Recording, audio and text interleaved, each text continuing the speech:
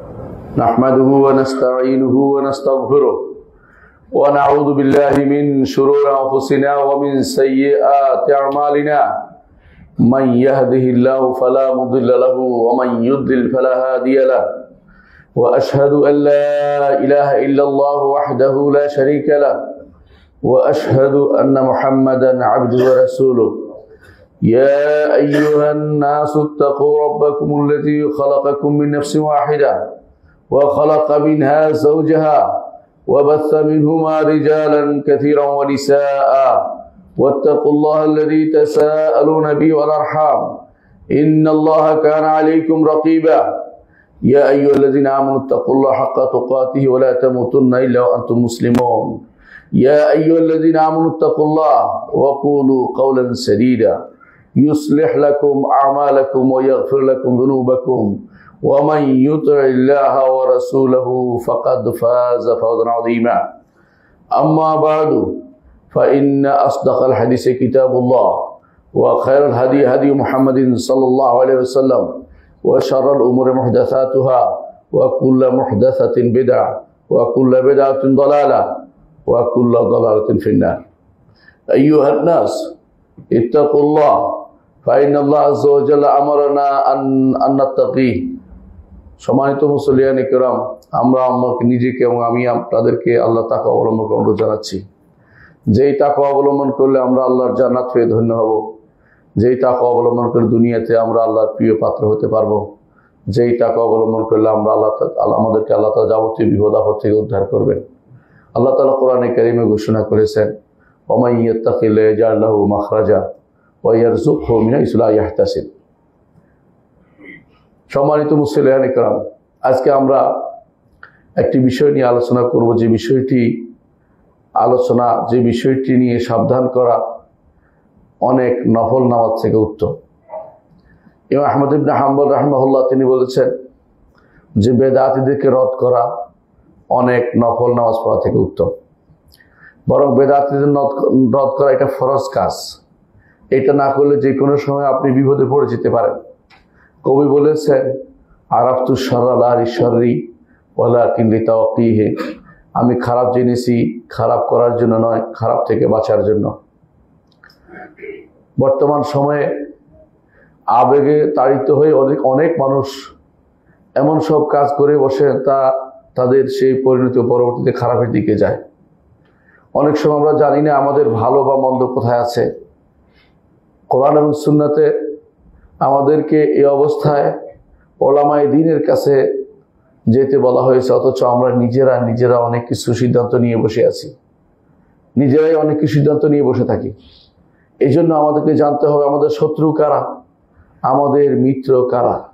শত্রু মিত্র যদি না জানি, যে কোনো সময় আপনি শত্রুর কাতারে আপনাকে দেখা যাবে যে আপনি শত্রুর কাতারে আছেন, অথচ আপনি না বুঝে সেই কাতারে ঢুকে পড়েছেন। সম্মানিত মুসলিয়ান ইকরাম, উম্মতে মুসলিমা প্রথম যুগ থেকে যে অবস্থা ছিল সে অবস্থা প্রথম যারা পরিবর্তন করেছে তারা হচ্ছে প্রথমে খারেজিরা, তারপর হচ্ছে শিয়ারা। খারেজি শিয়া একটার পরিপূরক। খারেজিরা বের হওয়ার পরে শিয়ারা বের হয়েছে। শিয়াদের উদ্দেশ্য কি? শিয়াদের উদ্দেশ্য হলো, শিয়া অর্থই হলো একটি গোষ্ঠী দ্বন্দ্ব তৈরি করা। শিয়া অর্থে হচ্ছে দল বের করা, মুসলিমদের মধ্যে দলাদলি তৈরি করা। কোরআন এবং সুন্নায় কোথাও শিয়া হওয়া বা দল তৈরি করাকে অনুমোদন করা হয়নি। সব জায়গাতেই নিষেধ করা হয়েছে। মুসলিমদেরকে একসাথে থাকতে বলা হয়েছে। যখনই কেউ শিয়া হবে তখন দুই ভাগ হয়ে যাবে, কারণ নিঃসন্দেহে আহলুস সুন্নাহ আগে থেকে ছিল। শিয়ারা তৈরি কোত্থেকে আসলো? শিয়ারা পরবর্তীতে হয়েছে। মুসলিম মিল্লাতকে দুই ভাগে ভাগ করে দিয়েছে। প্রথমে করেছে খারেজিরা, কিন্তু আলী ইবনে আবি তালেব রাদিয়াল্লাহু আনহু তাদেরকে দমন করেছিলেন।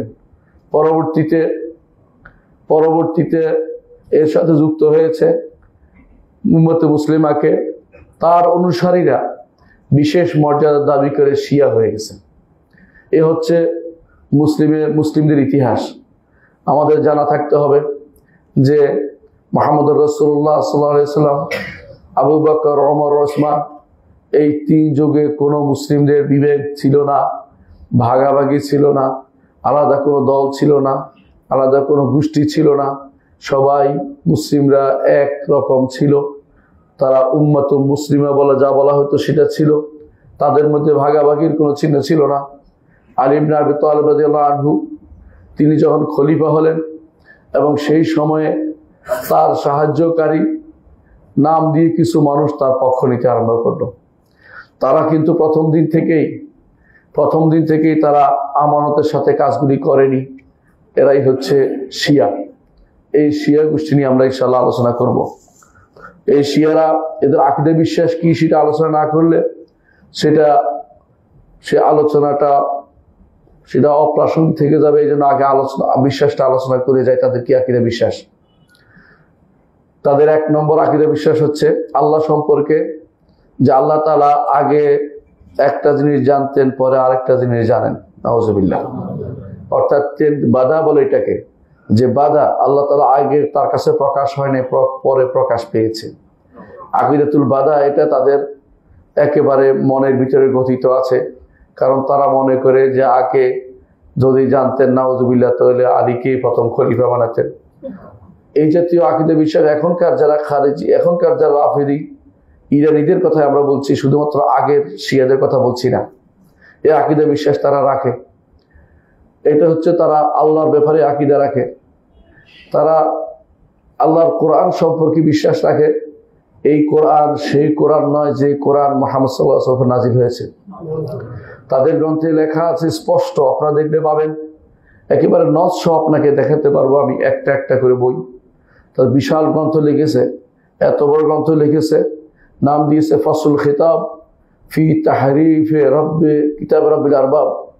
আল্লাহ তাআলার কিতাব যে তাহরিফ বিকৃত হয়ে গেছে এর উপরে সে বই লিখছে। নাউজুবিল্লাহ। আমাদের কোরআনকে তারা মুহাম্মদুর রাসূলুল্লাহ সাল্লাল্লাহু আলাইহি ওয়াসাল্লাম নাজিল করা কোরআন মনে করে না। তাদের কাছে মুসহাফে ফাতেমা আছে আলাদা, নাম বানিয়েছে মুসহাফে ফাতেমা। নাউজুবিল্লাহ। অথচ মুসহাফে ফাতেমার মধ্যে কোনো কোরআন নেই, কোনো মুসহাফ নেই। যেই মুসহাফ সাহাবায়ে কেরামের উপর দিয়ে এসেছে, তাদের হাত দিয়ে এসেছে, লেখা হয়েছে, রাসূল লিখিয়ে নিয়েছেন, সেটাই আমাদের কাছে আছে। এতে কোনো বিকৃতির কোনো সম্ভাবনা নেই। আল্লাহ তাআলা হেফাজতের দায়িত্ব নিয়েছেন। তিনি বলেছেন, ইন্না নাহনু নাযালনা যিকরা ওয়া ইন্না লাহু লাহাফিজুন। এই জিকির আমরা নাজিল করেছি, জিকির হেফাজতে আমাদের দায়িত্ব আমরা নিয়েছি। আল্লাহ তাআলা দায়িত্ব নিয়েছেন, এই জন্য তিনি এটাকে হেফাজত করেছেন। এই জন্য তাদের এই দাবি সম্পূর্ণ মিথ্যা। দ্বিতীয়, তারা মুহাম্মদুর রাসূলুল্লাহ সাল্লাল্লাহু আলাইহি ওয়াসাল্লাম তার হাদিসকে একটাও মানে না। একটা হাদিস যেটা আমাদের কিতাব সমূহ আছে, বুখারী, মুসলিম, আবু দাউদ, তিরমিজি, নাসাই, ইবনে মাজাহ সহ যে সমস্ত আমাদের হাদিসের কিতাব আছে, একটা হাদিসও তারা মানে না। কেন মানে না? আমাদের হাদিসগুলো সাহাবায়ে কেরামের দিয়া বর্ণিত হয়েছে, আর তারা সাহাবায়ে কেরামকে কাফের বলে। নাউজুবিল্লাহ। হাতে গোনা 3-4 জন ছাড়া সর্বোচ্চ কেউ 10 জনের কথা বলে, এর বাইরে সবাইকে তারা কাফের বলে। এই জাতীয় লোকদেরকে আপনি বন্ধু আপনার বানাচ্ছেন, আমার কিছু বলার নেই। কাকে আপনি আপনার পথ প্রদর্শক বানাচ্ছেন আপনি দেখে নেবেন। ওমা ইয়াজআলুল গুরাবা লাহু দালিলান ইয়াদুল্লুহু আলা জিয়াফিল কিলাবি। কেউ যদি কাককে তার পথ প্রদর্শক বানায়, কাক তাকে অবশ্যই ময়লার বাগায় নিয়ে যাবে, কোনো সন্দেহ নেই। এভাবে তারা আমাদের কোরআনকে তারা বিকৃত মনে করে, রসুল হাদিসগুলিকে তারা গ্রহণ করে না, সাহাবায়ে কেরামকে তারা কাফের মনে করে। আপনি কি চিন্তা করতে পারেন কত জঘন্যতম কাজ? সাহাবায়ে কেরামের জন্য বর্ণিত হাদিস তারা নেয় না, কিন্তু মূলত তারা কোরআনকেও গ্রহণ করে না। এই কারণে যে কোরআন ওসমান ইবনে আফফান রাদিয়াল্লাহু আনহু লিখেছেন, তাদের নিকট তিনি তো ঈমানদারই নন। নাউজুবিল্লাহ। এই জাতীয় লোকগুলোকে যদি আপনি আপনার বন্ধু বানান এবং তাদের পক্ষে কথা বলেন, তাহলে আমাদের কিছু বলার থাকে না। আপনাকে জানতে হবে কার কথা আপনি বলছেন, কাদের পক্ষে আপনি ওকালতি করছেন। সম্মানিত মুসলিয়ানে কেরাম, তাছাড়া তারা আরো বিশ্বাস করে যে তাদের ইমামরা সব গায়েব জানে এবং তাদের ইমামরা যা ইচ্ছে তা করতে পারে। আমি যা বলছি প্রত্যেকটি কথা ওদের একটার কথা থেকে বলছি, মানিয়ে কোনো কথা বলছি না। তাদের কিতাবের নাম আছে কুলাইনির কাফি। কাফি একটা কিতাবের নাম, সবচেয়ে আমাদের বুখারীর মতো তাদের কাছে সম্মানিত এটা, আল কাফি লিল কুলাইনি। কুলাইনি তার কাফিতে বলছেন বাব আল আইম্মাতু ইয়ালামুনাল গায়ব, অধ্যায় ইমামরা গায়েব জানে। এরপর অধ্যায় ইমামরা আগামী দিন কি হবে তা জানে। অধ্যায় ইমামরা সন্তান দিতে পারে। অধ্যায় ইমামরা এটা জানে। ইমামদের কথাই সবকিছু তাদের কাছে। মানে ইমাম বলতে তারা বুঝাচ্ছে কাদেরকে? ইমাম বলতে তারা বুঝাচ্ছে 12 ইমামকে। যদিও 12 নাম নাই, 11 জন ইমাম আছে তাদের। এই 11 জনকে তারা তাদের ইমাম মনে করে। এই 11 জন শুরু হয়েছে আলী ইবনে আবি তালিব রাদিয়াল্লাহু আনহু থেকে। এরা কেউ কিন্তু শাসক ছিলেন না, একমাত্র আলী ইবনে আবি তালিব এবং হাসান ইবনে আলী, এই দুজনেই শুধু শাসক ছিলেন। তারা ইমামত নামে আলাদা একটা পোস্ট তৈরি করেছে, যেটা খেলাফতের বাইরে আরেকটা জিনিস তারা তৈরি করেছে। এই জিনিসটা তারা তৈরি করেছে 12 সংখ্যা ঠিক রাখার জন্য। কারণ মুহাম্মদ রাসূলুল্লাহ সাল্লাল্লাহু আলাইহি ওয়াসাল্লাম বলেছেন, আমার উম্মতের মধ্যে যতক্ষণ 12 জন খলিফা হবে ততক্ষণ এই উম্মত শক্তিশালী হবে। তখন তারা দেখেছে যে 12 জন যদি নিতে হয় তখন এই খলিফা তো শুধুমাত্র আহলুস সুন্নাত ওয়াল জামাতের মধ্যে সীমাবদ্ধ হয়ে যায়। তখন তারা নিজেদের মধ্যে 12 একটা আলাদা সংখ্যা তৈরি করেছে। এই জন্য তারা বলা হয় 12 ইমামি ফেরকা। বর্তমানে যারা ইরানের ক্ষমতাসীন তারা 12 ইমামি ফেরকা, তাদেরকে বলা হয় রাফিদি এবং 12 ইমামি। এরা এই নীতি অনুসরণ করে চলে। তাদের নিকট আমাদের আহলুস সুন্নাত ওয়াল জামাতের খলিফাগণ কেউ খলিফা নন, শুধুমাত্র আলী ব্যতীত এবং হাসান ব্যতীত, আর অন্যদেরকে তারা খলিফা মানতে রাজি নন। এ হচ্ছে শিয়াদের কিছু কাহিনী যেটা তারা করে থাকে। শিয়াদের আরেকটি আকীদা হচ্ছে যে তারা উম্মাহাতুল মুমিনিন, আমাদের মায়েদের সম্পর্কে সবচেয়ে নিকৃষ্টতম বাক্য বলে, যেগুলো আমরা মুখে উচ্চারণ করতে পারবো না। যাকে আল্লাহ তাআলা আসমানের উপর থেকে আয়াত নাজিল করে আমাদের মা আয়েশা রাদিয়াল্লাহু আনহাকে পবিত্র ঘোষণা করেছেন, সে আয়েশা রাদিয়াল্লাহু আনহা সম্পর্কে তারা সবচেয়ে ঘৃণিত বক্তব্য দেয়। এরা হচ্ছে আপনার মাকে যদি আপনার গালি দেয় আর আপনি যদি তাদেরকে কোলে তুলে নেন, আপনাকে আমরা কিভাবে বুঝাবো যে আপনি কত বড় খেয়ানতের মধ্যে আছেন। এ হচ্ছে শিয়াদের কিছু কর্মকাণ্ড, যারা সব সময় এই আকীদা পোষণ করে আসছে। এর মধ্যে তার কোনো পরিবর্তন আসেনি। শিয়াদের বিশ্বাস হচ্ছে, আরেকটি বিশ্বাস হচ্ছে আবার তাদের ইমামরা ফিরে আসবে, আবার তারা ইমামরা ফিরে আসবে। রাজা বলে এটাকে, তা রাজা বিশ্বাসী। রাজা মানে ইমামরা আবার ফিরে আসবে, ফিরে আসে আবার যুদ্ধ করবে, যুদ্ধ করে আবার আহলুস সুন্নাহকে কচুকাটা করবে। তারা আহলুস সুন্নাহ বলে না, তারা বলে নাসিবি। নাসিবি হলেও তারা মনে করে যে আহলুস সুন্নাহ আমরা যারা আছি আমরা নবীদের দুশমন, নবী বংশের দুশমন, এটা মনে করে নাউজুবিল্লাহ। এই জন্য তারা আমাদেরকে নাসিবি বলে এবং আমাদেরকে আবার কচুকাটা করার জন্য তাদের ইমামরা আবার ফিরে আসবে। এবং শুধু ফিরে আসা নয়, তারা মনে করে এই কাবার সাথে মেরে আবার আবু বকর ওমরকে কবর থেকে উঠিয়ে লটকে রাখতে হবে, এই বিশ্বাস তারা করে। এবং তারা এই জন্য মনে করে তাদের সর্বশেষ ইমাম নামক যার পিছনে তারা ঘুরছে আসলে কেউ নেই। তারা মনে করে তাদের ইমাম 11তম ইমামের সন্তান হয়েছিল, সেই সন্তান গর্তে ঢুকে পড়েছে। সিরদাব সামুরার এক পাহাড়ের ভিতরে ঢুকে পড়েছে, সেখান থেকে এখন আর বের হয় না। তারা এখনো গেলে আপনি দেখতে পাবেন সেখানে বিভিন্ন রকম বাহন নিয়ে দাঁড়িয়ে আছে, যে কখন তিনি সেখান থেকে বের হবেন, আর বাহন না পেলে আবার রাগ করে চলে যাবেন।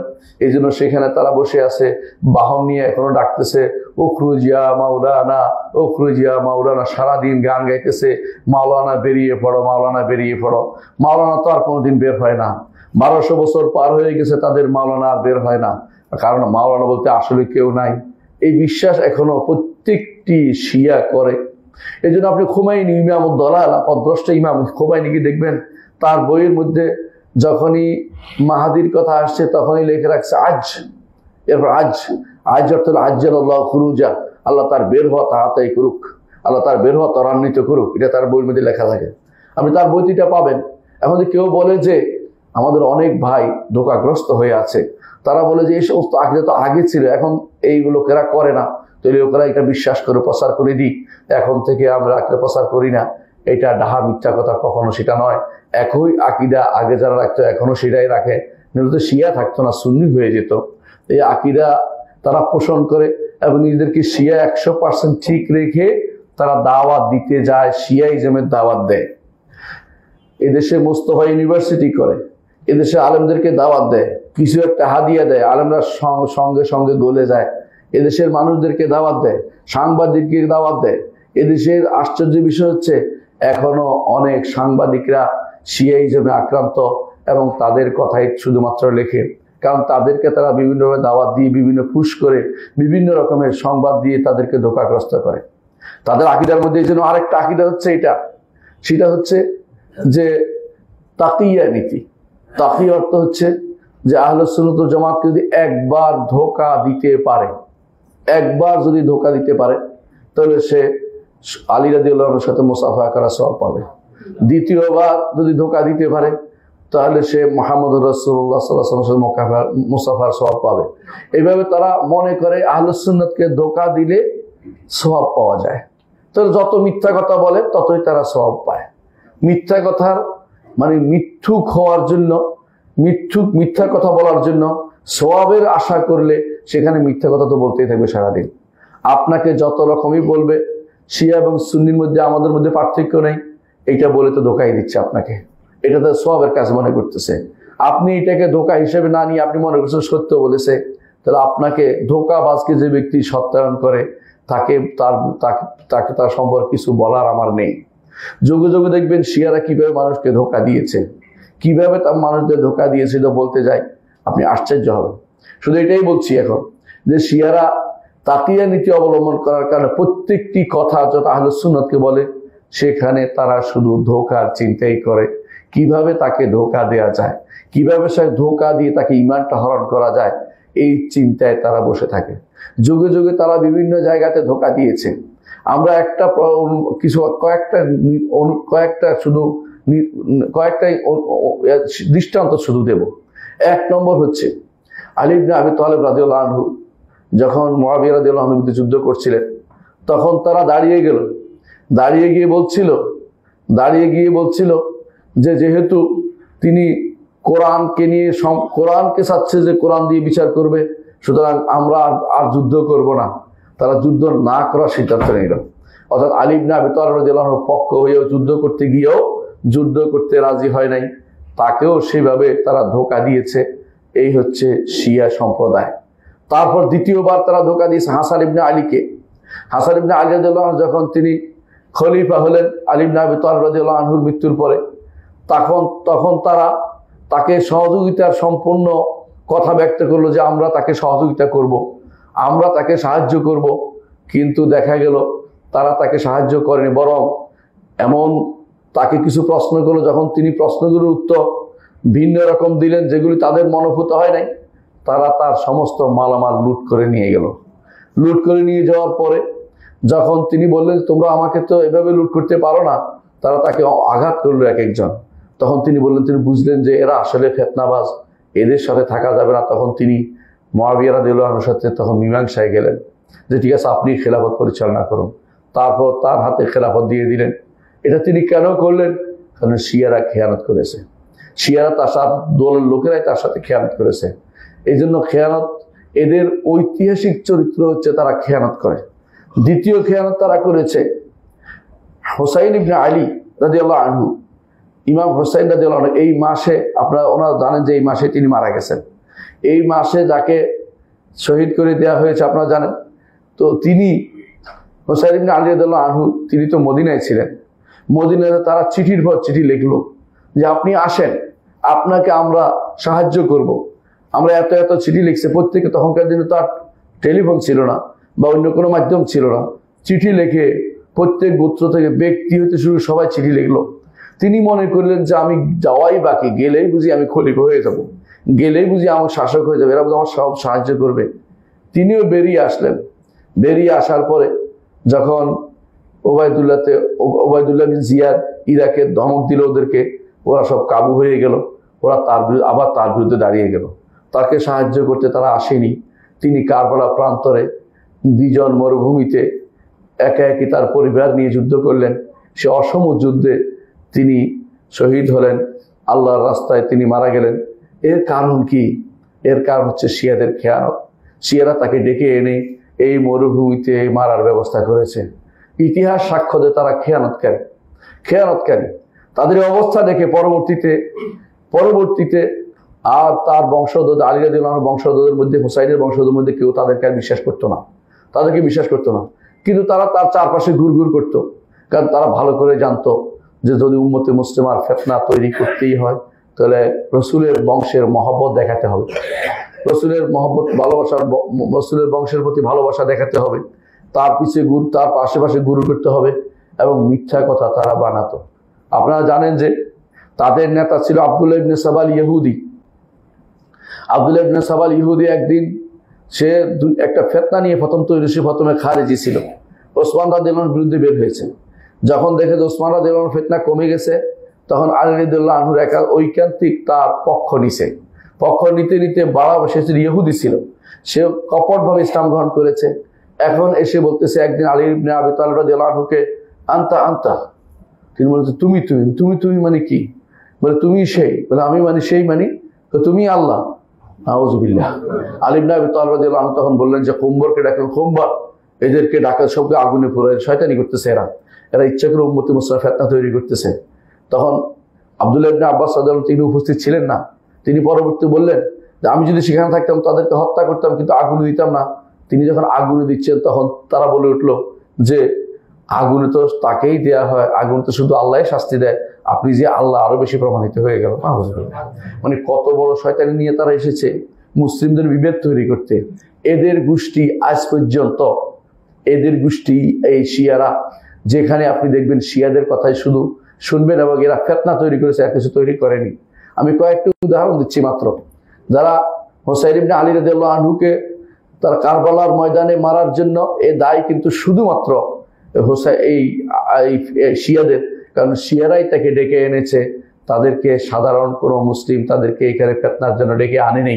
কারণ মুসলিমদের মধ্যে আলাদা দল তৈরি করা, আলাদা গোষ্ঠী তৈরি করা বা খলিফার বিরুদ্ধে কাউকে লেলিয়ে দেয়া, এটা আহলুস সুন্নাত ওয়াল জামাতের মানহাজ বিরোধী, তারা সেটা কখনো করতো না।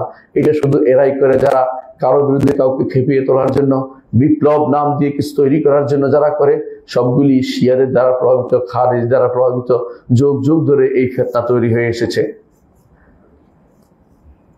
আপনারা ভালো করে জানেন যে এরা সবচেয়ে বেশি কাজ করেছে খেয়ানতের, করেছে। আর আল্লাহ তাআলা কোরআনে কারীমে বলেছেন ওয়াল্লাযীনা হুম লিআমানাতিহিম ওয়া আহদিহিম রাউন, ঈমানদার আমানত রক্ষা করে, খেয়ানত করে না। আল্লাহ তাআলা আরো বলেছেন ইন্নাল্লাহা লা ইউহিব্বুল খায়িনিন, নিশ্চয় আল্লাহ তাআলা খেয়ানতকারীকে পছন্দ করেন না। আল্লাহ তাআলা আরো বলেছেন ওয়া আন্নাল্লাহা লা ইয়াহদি কাইদাল খায়িনিন, এবং জেনে রাখো যে আল্লাহ তাআলা ষড়যন্ত্রকারীদের, খেয়ানতকারীদের কোনো ষড়যন্ত্রকে বাস্তবায়িত হতে দেন না, পছন্দ করেন না। রাসূলুল্লাহ সাল্লাল্লাহু আলাইহি ওয়াসাল্লাম তিনি বলেছেন যে মুনাফিকের আলামতের মধ্যে একটি হচ্ছে যখন তার কাছে কোনো আমানত রাখা হয় সে খেয়ানত করে। অর্থাৎ এই খেয়ানত করা হচ্ছে নিকৃষ্টতম একটি কাজ, যেটা সবসময় ঘৃণিত হয়ে আসছে। এই খেয়ানতের কাজটি সবসময় এরা করেছে, যাদেরকে আমরা শিয়া নামে পরিচিত বা রাফিজি নামে পরিচিত, সবসময় তারা এই খেয়ানত করেছে। যখন আমরা দেখতে পাই আরেকজনকে, যে হুসাইন ইবনে আলী রাদিয়াল্লাহু আনহুর পরে আরো কয়েকজন বের হয়েছে এইভাবে, যাদেরকে তারা বিভিন্নভাবে ষড়যন্ত্র করে তাদেরকে বের করেছে যে তারা যেন খলিফার বিরুদ্ধে দাঁড়ায়। তাদের মধ্যে একজন হচ্ছে নাফসুজ জাকিয়া। তারা বিভিন্নভাবে তাকে ইন্সপিরেশন করেছে যেন খলিফার বিরুদ্ধে দাঁড়ায়। আবার মুসলিমদের মধ্যে একটা যুদ্ধের ব্যবস্থাপনা তারা করেছে। এরা কিন্তু শিয়াই ছিল। আরো যে সমস্ত জায়গায় তারা এই সমস্ত কর্মকাণ্ড করেছে, তার মধ্যে একটি হচ্ছে যে হারুন রশিদের সময়, বাদশাহ হারুন রশিদের সময়, খলিফা হারুন রশিদের সময়, সেই সময় তাদের খলিফা যখন তাদের আলী ইবনে ইয়াকতিন নামক এক অপদার্থ শিয়াকে যখন তিনি জেলে পুরিয়েছেন, সে কি করছে, সমস্ত যারা সেদিন কয়েদি ছিল সুন্নি কয়েদিদেরকে মারার জন্য উপর থেকে ছাদ ধসে দিয়েছেন, যারা সবাই সেখানে মারা পড়ে। অনুরূপভাবে বুয়াহিরা, যারা এক সময় খলিফাদের কাছে ভিড়ত, বাগদাদের খলিফাদের, 336 হিজরিতে তারা বাগদাদকে লুট করেছে এবং 352-তে বাগদাদের বাজার লুট করেছে। 353-কে তিনি 15,000 আহলুস সুন্নাহকে হত্যা করেছে। 354 হিজরিতে তারা আহলুস সুন্নাহকে মুহররম মাসে হত্যা করেছে। 10ই মুহররম আরো এরকম শত শত হাজার হাজার আহলুস সুন্নাহকে হত্যা করেছে। এ হচ্ছে সবই হচ্ছে বুয়াইহিদের কারবার। বুয়াইহিদের ইতিহাস আপনারা জানেন যে তারা সবই ছিল শিয়া এবং তারা শুধু আহলুস সুন্নাহকে দেখে দেখে তারা হত্যা করত। অনুরূপভাবে ওবাইদিকারা মিশরের খেলাফত বলে যাদেরকে বলা হয়, এরা আসলে ফাতেমি বংশের না, নিজেরা মিথ্যা দাবি করে যে ফাতেমার বংশধর না, মিথ্যা কথা। এরা আসলে ছিল বনি মাইমুন আল কাদ্দাহ, অর্থাৎ তারা মাজুস ছিল এবং তারা সবচেয়ে বাতিনি ফেরকার লোক ছিল। এরা মিশর এবং মরক্কো বিভিন্ন এলাকার পশ্চিম ইউনিয়ন মুসলিম বিশ্বের এখন যেটা মরক্কো আছে, মাগরিব আছে বা মরক্কো আছে বা জাজায়ের আছে বা আলজেরিয়া আছে, এই রাষ্ট্রগুলোকে সবগুলো তারা দখল করে ফেলছিল এবং সেখানকার আহলুস সুন্নাহকে তারা দেখে দেখে মারত, তাদের সম্পদ তারা লুট করত। তারাই প্রথম আল আজহার প্রতিষ্ঠা করেছে। আল আজহার ফাতেমাতু জাহরা এর থেকে আল আজহার তৈরি করেছে তারা। তাদের উদ্দেশ্য ছিল তখন যে এখানে তারা শিয়াইজম প্রতিষ্ঠা করবে। এই অবস্থায় তারা অনেকদিন ছিল এই আজহার প্রতিষ্ঠানটি। পরবর্তীতে সুলতান সালাউদ্দিন আইয়ুবী যখন আসছে তখন সেটার অবস্থা তিনি পরিবর্তন করে, সিলেবাস পরিবর্তন করে সেটাকে এই শিয়াদের থেকে আহলুস সুন্নাতের পক্ষে নিয়ে আসেন। তারপরেও মাঝে মধ্যে তারা সেখানে চড়াও হয়, এখনো মাঝে মধ্যে সেখানে শিয়াদের দৌরাত্ম্য দেখা যায়। এদের মধ্যে একজন ছিল হাকিম আমরিল্লাহ, অর্থাৎ যারা এই ফাতেমি শাসকদের মধ্যে এই লোকের অবস্থা এত ভয়ানক ছিল যে এই লোক সকালবেলা নির্দেশ দিত আহলুস সুন্নাহকে কচু কাটা করার জন্য নির্দেশ দিত। যেখানে সেখানে বাজারে যেখানে সেখানে ইয়া আলী নাম ঘোষণা করার জন্য নির্দেশনা দিত। যে ব্যক্তি সেটা বলতো না তাকে ধরে নিয়ে যেত, তাকে শাস্তি দিত। এরকম কঠিন কাজ তারা করত। আহলুস সুন্নাত ওয়াল জামাতের বিরুদ্ধে তারা কথা বলতো, আবু বকর ওমরের বিরুদ্ধে তারা কথা বলতো এবং সেগুলিকে বিরুদ্ধে তারা বিভিন্ন রকমের ষড়যন্ত্র করত। তাদের সময় তাদের একজনের কথা না বললেই হচ্ছে মুইজ আল ফাতিমি। ফাতিমি রাজবংশের নাম ছিল, রাজা ছিল মুইজউদ্দিন, তাকে বলা হতো। এই লোকে যখন শুনলো যে আবু বকর না বলেছি, তিনি বলেছেন এই কথা যে আমার হাতে যদি 10টি তীর থাকে, 9টি তীর আমি শিয়াদের দিকে নিক্ষেপ করব আর 1টি তীর আমি ইহুদিদের দিকে নিক্ষেপ করব। এই কথা শোনার পরে তিনি তাকে ধরে এনেছেন। ধরে এনে বলে তুমি নাকি এই কথা বলেছ? তুমি বলছো না আমি এই কথা বলিনি। তো খুশি হয়ে গেছে ওই লোক যে তাহলে বলে না, মিথ্যা কথা বলা হয়েছে। তো তুমি কি বলেছ? আমি বলেছি, এখন বলছি, আগে যেটা বলেছি না বলেছি এখন বলছি যে আমার হাতে যদি কোনো 10টি তীর থাকে আমি 10টি তীরেই শিয়াদের বিরুদ্ধে শিয়াদের প্রতি নিক্ষেপ করব। এ কথা বলার পরে তিনি বোঝে কে তাকে হত্যা করবে। সুন্নিরা কেউ রাজি হয় নাই, মুসলিমরা কেউ রাজি হয় নাই। ইহুদি একজনদের দাঁড়িয়ে বলছে আমি করব, এই কারণে আমাকে আপনি মুক্তি দিবেন। হ্যাঁ, তোমাকে মুক্তি দেওয়া হবে। তখন তিনি তার মাথার ছাল থেকে শুরু করে এইভাবে পুরো আগে ছাল খুলেছে। ছাল খুলতে খুলতে যখন হাত পর্যন্ত এসে আর তিনি পারছেন না, তিনি এই সময় শুধু বলে আস্তাগফার পড়তেছেন আর লা ইলাহা ইল্লাল্লাহ পড়তেছেন। এমন সময় ইহুদি তার দরদ হলো, সে তার হাতের ছুরি দিয়ে তার গলার ভিতরে, তার পেটের ভিতরে নাড়ি ভুঁড়ি ঢুকিয়ে দিয়ে তাকে হত্যা করে ফেললো। এইভাবে তারা আহলুস সুন্নাহ ওয়াল জামাতকে যোগে যোগে হত্যা করেছে। এই কাহিনী আমি বানিয়ে বলছি না, আপনারা ইমাম ইবনে কাসির রহমতুল্লাহ আলাইহি তার যে বিদায় ওয়ান নিহায়াত আপনি দেখতে পাবেন। ইমাম যাহাবী রহমতুল্লাহ তার ইয়াতে লিখেছেন। এই সমস্ত কথা আমি যেগুলি বলছি সবগুলি এই 2 কিতাব থেকে আমি বর্ণনা করছি। যারা এই 2 কিতাব পড়বেন তারা স্পষ্ট পাবেন ইমাম যাহাবী এবং ইমাম ইবনে কাসির রহমতুল্লাহ আলাইহি কিতাব। ইমাম যাহাবী তার সিয়ার আলামিন নুবালাতে সেটা উল্লেখ করেছেন। এরপরে আরেকজনের কথা বলতে পারে কারামিতারা। কারামিতারা কি করেছে? কারামিতাদের মধ্যে 2 জন ছিল বিখ্যাত, আবু তাহের আল জুনাবি এবং আবু সাইদ আল জুনাবি। এরা প্রথমে কাবা আক্রমণ করেছে, কাবা ভাঙছে, জমজমের কূপকে নষ্ট করেছে, তারপরে হাজিদেরকে মেরে জমজমের কূপকে পূর্ণ করে দিয়ে উপরে দিয়ে পাথর দিয়ে বন্ধ করে দিয়েছে। এরপরে তারা হাজর আসওয়াদ চুরি করে নিয়ে চলে গেছে। আজও হাজর আসওয়াদ পরিপূর্ণ পাওয়া যায় নাই। কয়েকটা টুকরা ফেরত দিয়েছিল, দয়া করে কয়েকটা টুকরা এখন পর্যন্ত আছে। আপনাদের দেখতে পান গোল, এটার ভিতরে দেখবেন টুকরা কয়েকটা, বাকিগুলি নাই। হাজর আসওয়াদ চুরি করে নিয়ে গেছে, আজও তারা ফেরত দেয় নাই। এরাই হচ্ছে কারামিতা শিয়া। এরা এখনো আছে, এরা এখনো সৌদি আরবের এক জায়গায় আছে দূর এলাকায়, সেখানে তারা বসবাস করে। সে কাতিফ বলে, সেখানে কাতিফ, সে এলাকা পুরোটাই শিয়াদের এবং শিয়াদের এই এলাকাতে তারা তাদের মতো করে চলে। আহলুস সুন্নাত ওয়াল জামাতের সাথে তাদের কোনো কর্মকাণ্ড করে না, বরং তারা সেখানে তাদের মতো করে প্রতিষ্ঠান তৈরি করে পড়ায়, সেখানে রাতের অন্ধকারে পড়ায়, বিভিন্নভাবে পড়ায়, তারা আহলুস সুন্নাত জামাতের কোনো প্রতিষ্ঠানে পড়ে না। এই হচ্ছে তাদের খেয়ানতের কিছু নমুনা, যা অনেক আগে হয়েছিল। এরপরে আপনারা জানেন পরবর্তীতে অনেক আলোচনা, আমি লম্বা করছি, শুধু আলোচনা করে যাচ্ছি, কিছু খেয়ানতের উদাহরণ দিচ্ছি।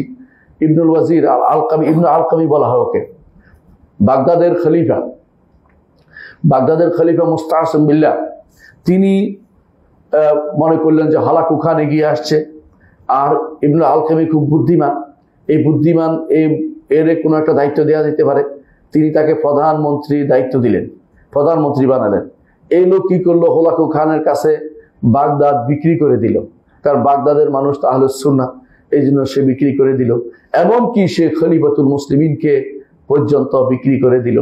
সে সেখানে নিয়ে গেল, খলিফাতুল মুসলিম বলে, আপনি তো সরাসরি গেলে অসুবিধা হবে, সরাসরি গেলে আপনাকে পথে মেরে ফেলবে, আপনি বস্তার ভিতরে ঢুকুন, আপনাকে বস্তার ভিতর দিয়ে আমি টেনে নিয়ে যাব, মুখ খোলা রাখবো, ওখানে গেলে আমি হঠাৎ করে খোলাকুর সামনে আপনাকে দাঁড় করা দেব।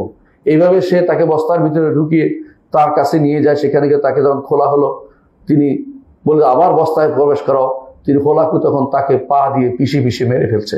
খলিফাতুল মুসলিমিনকে এভাবে ধ্বংস করেছে। সেদিন তাকে ধ্বংস করার পরে হোলাকু বাগদাদ সম্পূর্ণরূপে তার বাহিনীর জন্য, হালাকু খান তার বাহিনীর জন্য উন্মুক্ত করে দিল। সেই দিন ইমাম ইবনে কাসির রহমতুল্লাহ আলাইহি বলেন, সেই দিন 1,00,000 বা 18,000, 1,18,000 লোক মেরে ফেলছে, 1,18,000 লোককে মেরেছে। তারপর অন্য বর্ণনায় আসছে না 2 লাখ লোককে মেরেছিল ওই দিন। এমনকি বাগদাদের যে সমস্ত জ্ঞান গরিমার লাইব্রেরি ছিল সেগুলি ধ্বংস করেছে, সেগুলিকে নদীতে ফেলে দিয়েছে। নদীর পানির সেদিন রং পরিবর্তন হয়ে গেছে, কারণ আপনারা জানেন তখনকার লেখা হতো কলমের কালি দিয়ে, এই জন্য যখনই নদীতে সে বইগুলি ফেলে দেওয়া হয়েছে তখন নদীর পানি সম্পূর্ণ পরিবর্তন হয়ে গেছে। বহুদিন পর্যন্ত যখন তারা শুনতে পেল যে বাগদাদের নিচে কিছু মানুষ মারা বাকি রয়ে গেছে, হোলাকু খান তখন বাঁধ ভেঙে দিল নদীর। সেই বাঁধ ভেঙে দেওয়ার কারণে সমস্ত পানি এসে সেই ভিতরে সবকিছু সব যেটা ভিতরে লুকিয়েছিল মাটির নিচে, তাদেরকে সবগুলিকে হত্যা করে ফেললো। এর অর্থ হলো বাগদাদকে পরিপূর্ণ তছনছ করে দিয়েছে। এবং এর পিছনে ছিল ইবনুল আলকামি, এই শিই যে ওয়াজির ছিল তথাকথিত হোলাকুর মন্ত্রী, ইবনে তাইমিয়া রহমতুল্লাহ আলাইহির জন্য তাকে বলেন সে তো আসলে খলিফার ওজির ছিল না, সে তো ওজিরুল হোলাকুর ওজির হিসেবে কাজ করেছে, খলিফার মন্ত্রিত্ব নিয়ে কাজ করে নাই, হোলাকুর ওজির নিয়ে কাজ করেছে। অনুরূপভাবে এটা তো শুধু বাগদাদে হয়েছে। যখন এরপরে তারা খোলাকু যখন সে শামে সিরিয়াতে ঢুকতে চেষ্টা করলো, সেখানেও তার জন্য আরেক চমক অপেক্ষা করছে। শিয়ারা তখন তার জন্য তারা তাদের নগরের দরজা খুলে দিল, আর সেখানেও সে শত শত হাজার হাজার লোককে সে হত্যা করলো। এভাবে হলফ যখন ছিল আলেপ্পো, সেখানে যখন ঢুকলো সেখানেও তারা হত্যার কর্মকাণ্ড পরিচালনা করেছে। এরপরে তারা চেষ্টা করেছে এদের থেকে বাঁচার জন্য। যখন সালাউদ্দিন আইয়ুবী রহমতুল্লাহ আলাইহি এই ফাতিমিদেরকে তাড়িয়ে যখন মিশরকে তার কবজা করেন, এবং তার হাতে আল্লাহ তাআলা এই ইমামের হাতে, এই মহান ব্যক্তির হাতে আল্লাহ তাআলা এই বাইতুল মাকদেস বিজয় দিলেন, এবং মুসলিমরা আবার বাইতুল মাকদেস, সুন্নিরা আহলুস সুন্নাহ ওয়াল জামাত যখন বাইতুল মাকদেসকে আবার তাদের হাতে পেল, এই সময়ে সালাউদ্দিন আইয়ুবীকে তারা হত্যা করার ষড়যন্ত্র নিল এবং বিভিন্নভাবে তার বিরুদ্ধে কাজ করলো, এবং তাকে বিভিন্নভাবে তাকে পেরেশানিতে নিযুক্ত করলো।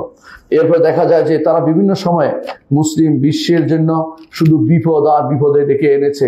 আমরা কয়েকটা উদাহরণ শুধুমাত্র দিলাম, আরো কয়েকটা উদাহরণ আপনাদেরকে উল্লেখ করতে চাই। আপনারা জানেন যে এই মুসলিম বিশ্বে বর্তমানে এখনো 2টা শ্রেণী কাজ করছে, একটা হচ্ছে শিয়া, একটা হচ্ছে আহলুস সুন্নাহ। মুসলিমদের 2টা শ্রেণী বিভক্ত হয়েই আছে অলরেডি। এখনকার সময়ে কিছু খেয়ানতের কথা উল্লেখ করতে চাই।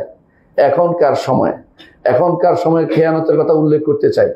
এখনকার সময়, বর্তমান সময়ে খেয়ানতের উদাহরণ দেখুন। ইরাক একটি সুন্নি রাষ্ট্র ছিল, অথচ ইরাককে দখল করে শিয়া রাষ্ট্র বানিয়ে দেওয়া হলো। এখন শিয়া রাষ্ট্র ইরাক একটা রাষ্ট্র দখল করে ফেলছে, আর আপনার গায়ে কোনো সামান্যতম আছর লাগে না। আপনি খুব মজায় আছেন যে এখন ইরাককে শিয়া রাষ্ট্র বানিয়ে দিয়েছে। কি হয়েছে আপনাকে কিভাবে আমি বুঝাবো? আপনি যদি আকীদা বুঝতেন তাহলে আপনি বুঝতেন যে আপনাকে তারা শেষ করে দিয়েছে। শুধু তাই নয়, একে বলা বাগদাদে যারা ঢুকেছে ইরান থেকে, ইরানে যে গার্ড ছিল, রেভলিউশন গার্ড, তারা ঢুকেছে, ঢুকার পর সেখানে সুন্নিদেরকে শুধু দেখে দেখে হত্যা করেছে, সুন্নিদেরকে দেখে হত্যা করেছে। যাদের নাম আবু বকর, ওমর, ওসমান আছে তাদের কাউকে জীবিত রাখেনি, এবং যাদের পরিবারের মধ্যে কেউ যদি থাকে তো পরিবারকে পর্যন্ত তারা মেরে ফেলেছে। সন্তান সন্ততিকে নির্বাসন তাদের যে অবস্থায় নিয়ে শিয়া বানানোর চেষ্টা করেছে। আজও তারা এই কাজে লিপ্ত রয়েছে। এরাই হচ্ছে শিয়া। বাগদাদকে তারা, ইরাককে তারা দখল করে নিয়েছে।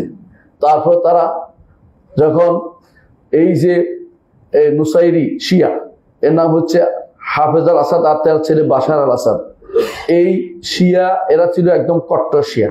শেখ হুসেইন ইবনে তাইমিয়া রহমতুল্লাহ আলাইহি এদেরকে তার সময়ে কাফের ঘোষণা করে গেছেন, 8ম শতাব্দী তাদের কাফের বলে গেছেন। এরা ইউরোপিয়ানদের সাথে মিশে 10% লোক পুরো সিরিয়া শাসন করেছে, প্রায় 50 বছরের মতো সে এবং তার বাবা মিলে এই 50 বছর শাসন করে আছে। 50-এর বেশি সময় শাসন করেছে, মাত্র 10% লোক ছিল, বেশি কিছু না। তারা কিভাবে করেছে?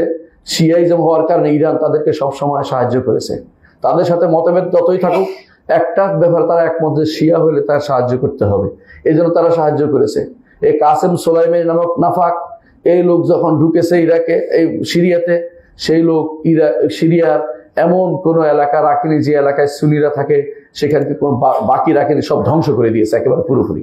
একেবারে এলাকার পর এলাকা ধ্বংস করে দিয়েছে, মেরে একদম শেষ করে দিয়েছে, কিছুই রাখেনি। মানে সে জানে যে এই এলাকায় সুন্নিরা বসবাস করে।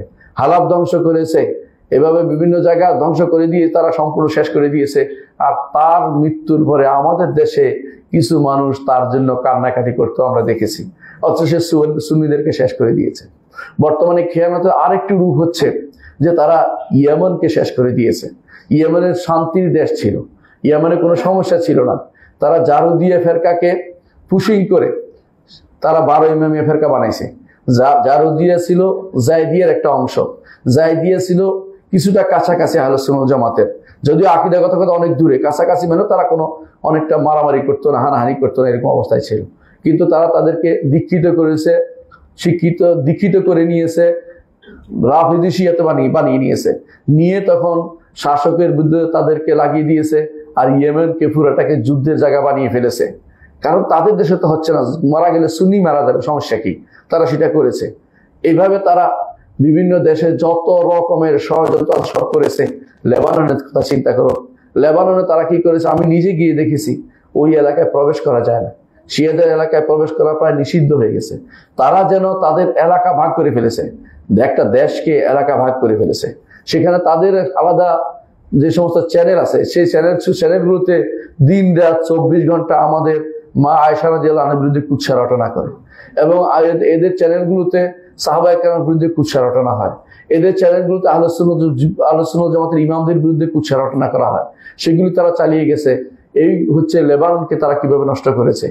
তারপর তারা চেষ্টা করলো, তারা বাহরাইনকে ধরতে চেষ্টা করলো। তো তখন সৌদি সরকার দেখলো যে এত বড় সমস্যা, তখন তার সেনাবাহিনী পাঠিয়ে দিল বাহরাইনকে রক্ষার জন্য। এজন্য সেখানে তারা আর এগোতে পারে নাই। তারা তখন কুয়েতের দিকে হাত দিল, যে কুয়েতের জন্য হাত দেওয়া যায় কিনা। কুয়েত সরকার সাবধান হয়ে গেল, তারা সেখানে আর কিছু করতে পারেনি। এভাবে তারা চেষ্টা করলো যে আশেপাশে যত রাষ্ট্র আছে সবগুলিকে বৃহত্তর শিয়াইজম তৈরি করবে। এর আগেও তারা বিভিন্ন রকমের খেয়ানত করেছে। এই খেয়ানতগুলি যদি কোনো আপনারা ভুলে যান, আপনারা যদি কোনো প্রতারিত হন, তাহলে আপনাদেরকে কিভাবে কে আপনাদেরকে বুঝাতে পারবে, আপনার শত্রুকে, আপনার মিত্রকে, এটা আপনার কিভাবে বোঝানো যাবে? শিয়ারা কোনোদিন এই উম্মতে মুসলিমার জন্য ভালো কিছু করেনি। আপনি ভালো করে জানেন যে এরা রাষ্ট্রগুলি দখল করেছে কি জন্য? যে সুন্নিদেরকে মেরে সেখানে শিয়াইজম প্রতিষ্ঠা করবে, এই জন্য। আর কোনো উদ্দেশ্য নেই তাদের, কোথাও সে উদ্দেশ্য নেই। পাক ভারতেও তারা সেটা করেছিল। কিভাবে করেছে আপনারা জানেন? সম্রাট হুমায়ুন যখন হেরে গিয়েছিল, তখন পালিয়ে গিয়েছিল ইরানে পালিয়ে যাওয়ার পরে, ইতিহাস আপনারা জানা দরকার, ইরানে পালিয়ে যাওয়ার পরে সেখানে চুক্তি করে এসেছে যে আমার বাহিনী তুমি আবার যদি রাজ্য দখল করো, তাহলে আমার বাহিনীকে বিভিন্ন জায়গাতে কর্মে খাটাতে হবে। এই জন্য সে যখন ঢুকেছে আবার হুমায়ুন, তার ছেলে বা আকবর আসলো, তারপরে সবাই যখন ক্ষমতায় আসলো, তারা কি করলো? শিয়াইজমের কাজ প্রতিষ্ঠা করলো সব জায়গাতে শিয়াদেরকে দায়িত্ব দিল। আমাদের বাংলাদেশেও তারা শিয়াদেরকে দায়িত্ব দিয়েছে। বাংলাদেশের প্রথম যারা এসেছিল মীর জুমলা বলেন, শায়েস্তা খান বলেন বা মুর্শিদ কুলি খান বলেন, এগুলি সবগুলি শিয়া ছিল। এবং তাদের দ্বারা এই পুরা জনগোষ্ঠী, সুন্নি জনগোষ্ঠী তাদের দ্বারা শাসিত হতো। চিন্তা করে দেখেছেন, একটা বিশাল জনগোষ্ঠীতে শিয়া শাসন করেছে। এবং সেটা নয়, শুধু বাগদাদে, দিল্লিতে ক্ষমতাসীন ছিলেন আকবরের, তার সন্তান ছিল জাহাঙ্গীর। জাহাঙ্গীর ক্ষমতায় এসে বিয়ে করেছে নূরজাহানকে। নূরজাহান শিয়া ছিল। নূরজাহানের ভাতুষপুত্রী, যার জন্য তাজমহল তৈরি করেছে, শিয়া ছিল। এর শাহজাহানের ছেলেদের মধ্যে 3 জন শিয়া ছিল, দারা শিকু, মুরাদ এবং সুজা, যেটা বাংলা শাসন করেছে সুজা, শিয়া ছিল। এরা বাংলা শাসন করেছে। একমাত্র আওরঙ্গজেব তিনি সুন্নি ছিলেন, এই জন্য পরবর্তীতে সেখানে আর তার প্রচার প্রসার পায়নি। বাংলার জমিনে যাদের নিয়ে আপনাদের অনেক কথা, এই যে আলীবর্দী খান শিয়া ছিল এবং তার বংশের লোকগুলি শিয়াই ছিল। এরাই শুধুমাত্র এই ষড়যন্ত্র করেছে, সুন্নি মুসলিমদেরকে বিপদে ফেলেছে। এরপরে দেখে আপনাদের দেশে যারা পশ্চিম পাকিস্তান থেকে এসে শাসন করেছে, এগুলি সব শিয়া ছিল। টিক্কা খান শিয়া, এবং তার আগে যে ছিল তারাও শিয়া ছিল। এগুলি, এই যে মোহাম্মদ আলী জিন্নাহ, বড় মারাত্মক রকমের শিয়া ছিল। এ শিয়া ছিল, এবং তার বোন ফাতেমা জিন্নাহও শিয়া ছিল, যেটা জন্য আপনার ভোট দেওয়ার জন্য কান্নাকাটি করেছেন। অনেকে তার পক্ষও নিয়েছে দুর্ভাগ্যবশত। জুলফিকার আলী ভুট্টো শিয়া ছিল। এগুলি সব শিয়া, এবং কি এরা এদেশের মানুষের প্রতি সামান্যতম দরদ অনুভব করতো না। রাতের অন্ধকারে এদেশের মানুষকে যে ব্যক্তি মেরেছে, সেই ব্যক্তিও শিয়া ছিল। অর্থাৎ ইয়াহিয়া খান, যে শিয়া ছিল। এরা এই জন্য মুসলিমদের প্রতি কোনো দরদ কোনো অনুভব করে না, সুন্নিদের প্রতি। এরা তাদের এই সাইতারা, যেটাকে বলে যে তাদের প্রভাব বিস্তার, তাদের মুসলিমদের জায়গা দখল, এরা তাদের সব সময় ষড়যন্ত্রের অন্তর্ভুক্ত ছিল। আপনাদের শত্রুকে চিনতে হবে। আজও তারা চাচ্ছে, তারা কোনোদিনই সুন্নিদের বিরুদ্ধে কোনোদিন তারা কোনো কাফেরদের বিরুদ্ধে যুদ্ধ করবে না। আচ্ছা, তারা কেন শিয়া, তারা কেন ক্ষতি করেছে আপনি কি জানেন? যেই কারণে তারা মুসলিমদের সাথে বন্ধুত্ব থাকতে পারে না। মূল কারণটা কি? মূল কারণটা হচ্ছে, 1 নম্বর হচ্ছে, তারা মনে করে যে কারণে তারা সবসময় শিয়াইজম প্রতিষ্ঠা করার চেষ্টা করেছে, এর মূল কারণ হচ্ছে এটা, তারা মনে করে যে কেউ 12 ইমাম উপরে ইমান আনবে না, সে ব্যক্তি কাফের। এটা তাদের বইতে আছে। যেমন বাহরানি তার কিতাবে লিখতেছে, বাহরানি কিতাব হচ্ছে আল হাদায়াকুন নাদিরা। আমি সেখান থেকে শুধু একটা কোট করতেছি, একটা শব্দ। সবগুলি কোট করে দিতে হলে আমার সারা কয়েকদিন লাগবে, শুধু একটুকু বললাম। সে বলতেছে, ওয়ালাইতা শাহরি ওয়া আইয়ু ফারকিন বাইনা মান কাফারা বিল্লাহি ওয়া রাসূলিহি ওয়া বাইনা মান কাফারা বিল আইম্মাতি আলাইহিস সালাম মা সুবুতে কাউনিল ইমাতি মিন উসুলুদ্দিন। তারা বলতেছে 12 ইমামের কথা শোনা, 12 ইমামকে মেনে নেয়া, এটা দ্বীনের মূলনীতি। অর্থাৎ আমরা যেমন বলি না আরকানুল ঈমান 6টা, যে আল্লাহর উপর, ফেরেশতার উপর, তাদের নিকট একটা বড় হচ্ছে, এটা হচ্ছে 12 ইমামকে মেনে নেওয়া হচ্ছে ঈমানের রোকন। সুতরাং তাদের নিকট যে কেউ 12 ইমামকে ইমাম হিসেবে মানবে না, তাহলে সে ব্যক্তি কাফের। আর তাদের নিকট ইহুদি নাসারার চেয়েও আমরা নিকৃষ্ট, এবং তাদের নিকট আমাদেরকে ধোঁকা দিলে তাদের সওয়াব হয়। সেই জায়গাতে আপনি তাদেরকে বন্ধু বলে ডেকে আনছেন, বন্ধু বলে কোলে তুলে নিচ্ছেন, তার পক্ষ নিয়ে কথা বলছেন, আপনার কি একটু সামান্য বিবেক কাজ করে না? দ্বিতীয়ত, তারা মনে করে যে আমরা নবী পরিবারের শত্রু। নাউজুবিল্লাহ, আমরা তো কোনোদিন নবী পরিবারের শত্রু না। নবী পরিবারকে আমরা ভালোবাসি, তবে ভালোবাসার আতিশয্যে বাড়াবাড়ি আমরা করি না। আমরা এটাই মনে করি, নবী পরিবার যদি কাউকে দেখি তারা ভালো, নবীর কারণে আমরা তাকে ভালোবাসবো। রাসূল এটাই বলেছেন, তার পরিবারকে দেখাশোনা করতে তিনি বলেছেন, তার পরিবারের বিরুদ্ধে কোনো ষড়যন্ত্র করতে নিষেধ করেছে, আমরা সেটা করি না। নবী পরিবার ফলে এখনো আমাদের অন্তর বিগলিত হয়। নবী পরিবারে কেউ যদি আলেম দেখি তাকে আমরা ভালোবাসি। নবী পরিবারের মধ্যে কিন্তু যারা 12 ইমামের অনুসরণ করে, এদের মধ্যে যখন ইয়ার পরে জাফর সাদেকের পরে আর কোনো আলেম আসে নাই। অর্থাৎ যারা 12 ইমাম অনুসরণ করে, প্রথম 3-4 জনের পরে, 5 জনের পরে আর কেউ আলেম আসে নাই। প্রত্যেকেই সাধারণ মানুষ ছিল, তাদেরকে আলেম ছিল না, তাদের উল্লেখযোগ্য কোনো কাজও ছিল না। জাফর সাদেকের পরে যারা আসছে তারা কোনো আলেম ছিলেন না। তারপরেও তাদের নবীর পরিবার হওয়ার কারণে তাদেরকে আমরা মন থেকে ভালোবাসি। নবী আলেম না থাকলেও মানুষ একটা ভালোবাসা পায় ইমানের কারণে, সেটা আমরা অবশ্যই করি। নবী পরিবার হওয়ার কারণে আরেকটা ভালোবাসা তাদের প্রতি থাকে। কিন্তু শরিয়া বিরোধী হলে তাদেরকে তো ভালোবাসা যাবে না। শরিয়া বিরোধী কেউ যদি কোনো নবী পরিবার হয়েও যদি অন্যায় করে অন্যায়কারী হিসেবে ধর্তব্য হবে। মুহাম্মদ রাসূলুল্লাহ সাল্লাল্লাহু আলাইহি ওয়াসাল্লাম এই জন্য বলেছেন, যদি ফাতেমা বিনতে মুহাম্মদ চুরি করতো আমি তার হাত কেটে দিতাম। এদের অর্থ হচ্ছে যে অন্যায়কারীকে প্রশ্রয় দেওয়া শরীয়ত অনুমোদিত না। নবী পরিবার বলেই ছাড় পেয়ে যাবে তা নয়। রাসূলুল্লাহ সাল্লাল্লাহু আলাইহি ওয়াসাল্লাম বলেছেন, মান বাত্তা বি আমালুহু লাম ইউসরা বিহি নাসাবুহু, যার আমল তাকে দূরে সরিয়ে দিবে, নসব তাকে কাছে টেনে নিবে না, নসব কাছে আনবে না, নসব তাকে, কারণ বংশের কারণে সে পার পেতে পারবে না, অন্যায়কারী অন্যায়ের শাস্তি তাকে পেতেই হবে। নবী পরিবারের লোকেরা নাম দিয়ে অনেকেই দাবি করছে, অনেকে কিন্তু মিথ্যা দাবি করছে। অনেকের রাসূলুল্লাহ পরিবারের সাথে সম্পৃক্ততা নেই, জোর করে বর্তমানে ইরানিরা অনেকে সেরকম দাবি করে বসে তার রবিশ পরিবারের সাথে সম্পৃক্ত, আসলে তাদের সাথে নবী পরিবারের সম্পর্ক নাই। 3 নম্বর যে কারণে তারা আহলুস সুন্নাতের যেমন শত্রুতা করে, খেয়ানত করে, সেটা কারণ হচ্ছে তারা মনে করে আহলুস সুন্নাতের সম্পদ, আহলুস সুন্নাতের সম্পদ এবং রক্ত, আহলুস সুন্নাতের সম্পদ এবং রক্ত এগুলি হালাল, অর্থাৎ এগুলি যা ইচ্ছা তা করা যাবে। নাউজুবিল্লাহ। তাদের এই বিশ্বাস তাদের গ্রন্থে লেখা আছে, এবং একটা দুইটা না, অনেকগুলো, আপনি পৃষ্ঠার পৃষ্ঠা তাদের গ্রন্থে লেখা পাবেন। এই জন্য তাদের গ্রন্থ তারা কাউকে দেয় না, লুকিয়ে রাখে। বর্তমান সময় এটা বেরিয়ে গেছে আলহামদুলিল্লাহ, ইন্টারনেটের কারণে অনেকের কাছে স্পষ্ট নস্য আছে। আপনাকে যদি আপনি আরবি পড়তে পারেন আপনি স্পষ্ট পাবেন, যদি এইটুকু চার্জ দেন খুঁজে পাবেন যে খেয়ানত শিয়া, আবরাল উসুর, আবরাত তারিখ, আপনি দেখতে পাবেন যে তাদের এই সমস্ত গ্রন্থ স্পষ্ট উল্লেখ আছে। এবং তারা মনে করে আহলুস সুন্নাতকে মারা কোনো গুনার কাজ নয়। তারা মনে করে আহলুস সুন্নাত হচ্ছে নাফাক, নাউজুবিল্লাহ।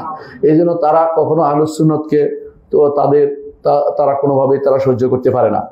চতুর্থ যে কারণে তারা আহলুস সুন্নাতের সাথে খেয়ানত করে তা হচ্ছে তারা মনে করে জিহাদ হারাম। যতক্ষণ পর্যন্ত তাদের 12 নম্বর ইমাম গর্ত থেকে বেরিয়ে না আসছে অতক্ষণ পর্যন্ত কোনো জিহাদ নেই। তাহলে এখন যেটা করছে এটা কি বলবেন? এখন তো তারা, আপনাদের অনেকেই ধারণা করছে জিহাদ করতে চায় ওই দেশে, তাদের নিকট প্রতিরোধ করা যাবে, অর্থাৎ কেউ আক্রমণ করছে এটা প্রতিরোধের জন্য জবাব করা যাবে। আবার প্রতিরোধ বাধাও তো তারা দেখতে পাচ্ছেন বিভিন্ন যুদ্ধ করে, আপনারা দেখেন না যে বিভিন্ন লোক আসলে সেগুলো বলে জ্যাব বলে, পকেট, নিজেরা যুদ্ধ করবে না, কাউকে অস্ত্র দিবে, তারা যেন হামলা করে, এরপর তারা মারা যাবে, তারা শান্তি থাকবে। অর্থাৎ যুদ্ধ লাগিয়ে রাখা, নিজেরা শান্তি থাকা, এটা হচ্ছে তাদের একটা পলিসি। এই পলিসি তারা যুগ যুগ ধরে অ্যাপ্লাই করেছে। এই অ্যাপ্লাইয়ের মাধ্যমে এই ইমামুদ্দালালা, পদভ্রষ্ট ইমাম খোমেনি, সে এই কাজটা করেছে।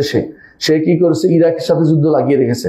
আবার পরবর্তীতে তার অনুসারীরা তারা ইয়েমেনের সাথে যুদ্ধ লাগিয়ে রেখেছে। তারা সবসময় আহলুস সুন্নাত জামাতের দেশের ভিতরে যুদ্ধ লাগিয়ে রাখবে, নিজেরা যেন শান্তি থাকতে পারে, অস্ত্র বিক্রি করবে, অথবা এইও বলবে, বিভিন্ন রকম কথা বলে আপনাকে ধোকা দিবে। আপনি জানেন তারা যখন তেহরানে প্রবেশ করেছে, তেহরানের শাহের আমলে, শাহ ছিল এর আগে, সেও শিয়া ছিল, কিন্তু শিয়া থাকলেও তারা ধর্মীয় উন্মাদনায় যুক্ত ছিল না।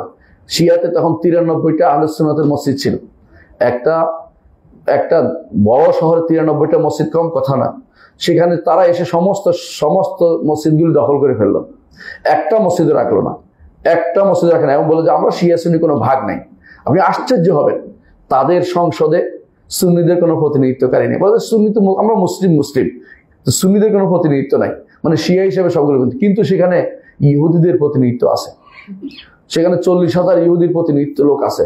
সেখানে এমন কি বাহাই ফেরকাদের লোকদের পর্যন্ত প্রতিনিধিত্ব রাখা হয়েছে, বহরাদের রাখা হয়েছে, কিন্তু সুন্নিদের কোনো প্রতিনিধিত্ব রাখা হয় না। কারণ সুন্নিরা তাদের কাছে সুন্নি বলে কোনো নাম থাকতে পারবে না, সব শিয়া হয়ে যেতে হবে, এই চিন্তা ভাবনা তারা করে। আমাদের হাজী সাহেবরা যখন ইরান থেকে যায়, মাঝে মাঝে তাদেরকে শুনতে চায়, তারা বলতে চায় না, বলে না আমরা শিয়া সুন্নি ভাগ করি না। পরবর্তী ঘুরে এসে 2-1 আমাদেরকে বলে যে আমাকে বিপদে ফেলেন কেন, আমাদের প্রশ্ন করলে আমাদের পাশের লোক থাকে, এরা আমাদেরকে নোট করে, পরবর্তী গেলে আমাদেরকে হত্যা ছাড়া কোনো উপায় থাকে না। আমার বন্ধু আব্দুল গফুর আল বালুশি, তাকে দেখতে এখনো আমার চোখের সামনে ভাসছে। সে পড়েছে মদিনা ইউনিভার্সিটিতে, যাওয়ার পরে বিমানবন্দর নামা মাত্র গুলি করে মেরে ফেলেছে, কোনো প্রশ্ন করা হয়নি।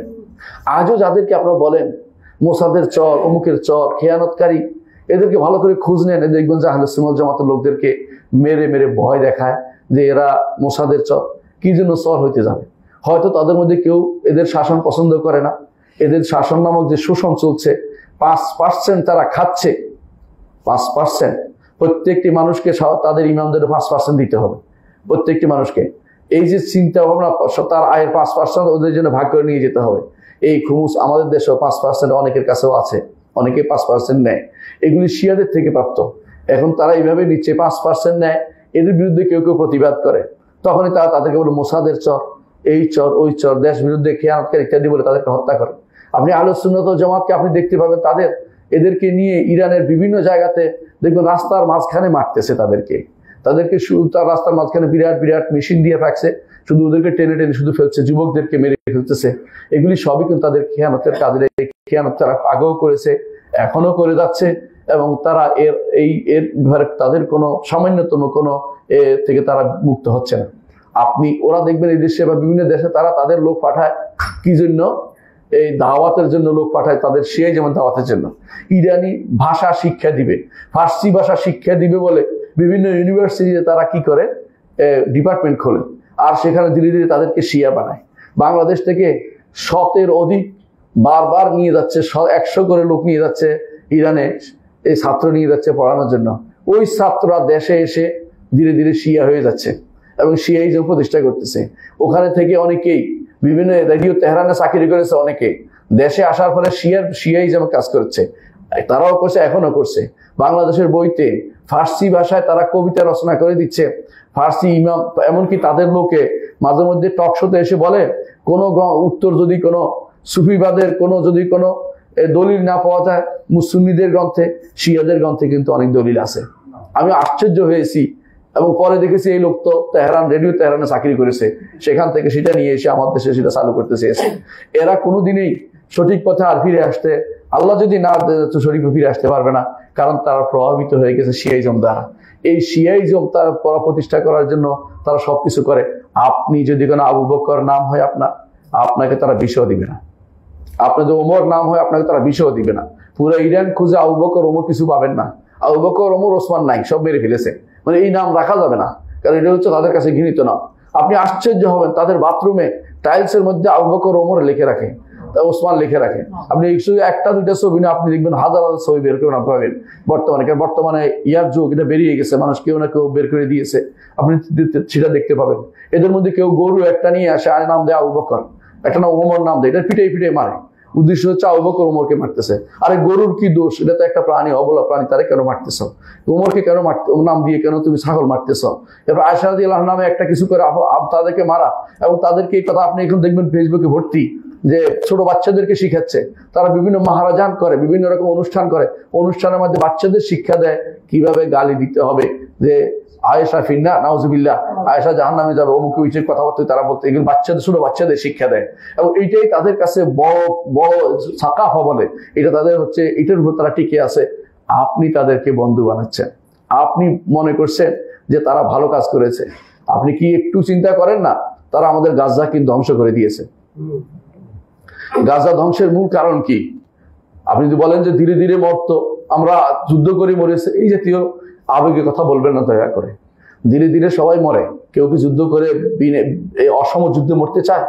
যেখানে এত হাজার হাজার ট্যাঙ্কের বিরুদ্ধে আমি ক্লাসিনকোপ দিয়ে 2 জন মাইরা দৌড়ে দিছি, এরপরে আমার নারী পুরুষ সবাইকে মেরে ফেলেছে।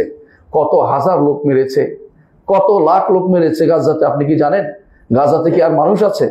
তা আপনি এই কারণটা সূত্রপাত কে করে দিয়েছে?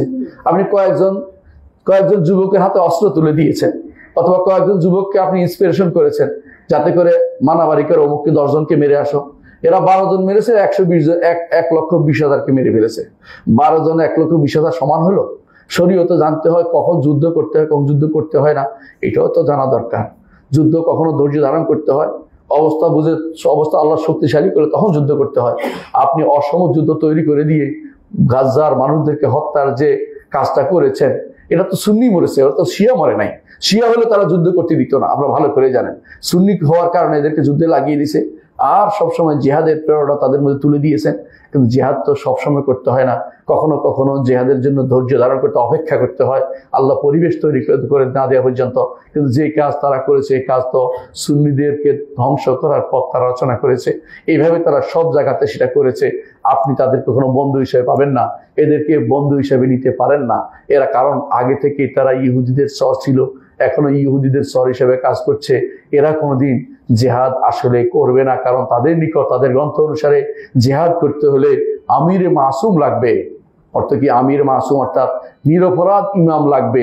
নিরপরাধ ইমাম তো একমাত্র যিনি তাদের মতে গর্তে ঢুকে গেছে, সে তো বের হয় নাই, কিভাবে যুদ্ধ করবে? এই জন্য যুদ্ধ করে না, শুধু প্রতিরোধ করে, আক্রমণ করলে প্রতিরোধ করে, অথবা কাউকে লাগিয়ে দেয়, তোমরা যুদ্ধ করো, আমরা তোমাদের পিছিয়ে আছি।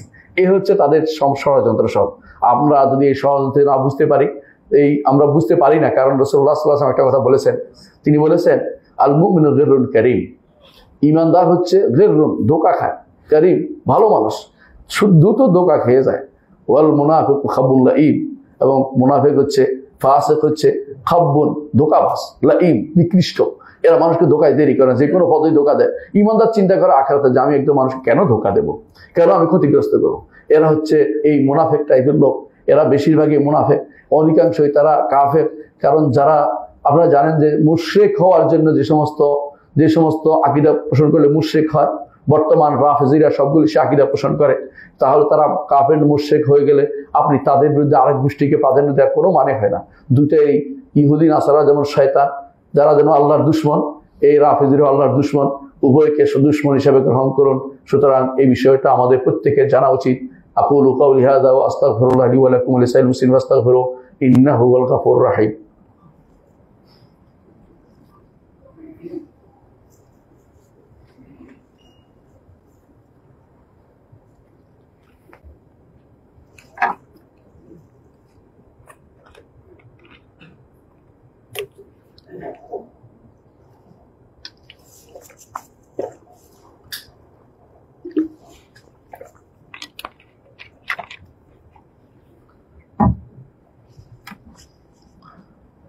ইন্নাল হামদালিল্লাহ নাহমাদুহু ওয়া নাস্তাঈনুহু ওয়া নাস্তাগফিরুহু ওয়া নাউযু বিল্লাহি মিন শুরুরি আনফুসিনা ওয়া মিন সাইয়্যাতি আমালিনা মান ইয়াহদিহিল্লাহু ফালা মুদিল্লা লাহু ওয়া মান ইউদ্লিল ফালা হাদিয়া লাহু ওয়া আশহাদু আন লা ইলাহা ইল্লাল্লাহ ওয়াহদাহু লা শারীকা লাহু ওয়া আশহাদু আন্না মুহাম্মাদান আবদুহু ওয়া রাসূলুহু।